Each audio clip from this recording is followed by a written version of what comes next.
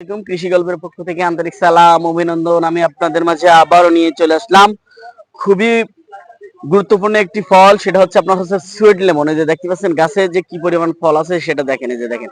আর sweet লেমনটা কিন্তু colour আপনার এরকম হয়ে যায়, আর এটা কিন্তু হচ্ছে আপনারা খোসা সহ হচ্ছে আপনার ফলটা হচ্ছে খেতে পারবেন। এই যে দেখতে পাচ্ছেন আমার কাছে কিন্তু হচ্ছে হিউজ পরিমাণ হচ্ছে সুইট লেমন আছে। আপনার বাসার ছাদে রোপণ করতে পারবেন, নিচেও রোপণ করতে পারবেন।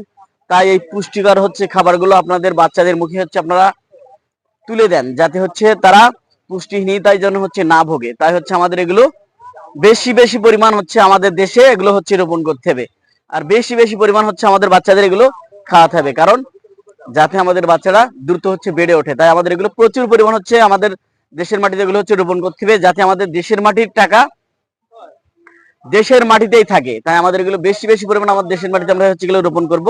আর আমার চ্যানেলটা বেশি বেশি পরিমাণে সাবস্ক্রাইব করবেন। ভালো থাকুন, সুস্থ থাকুন,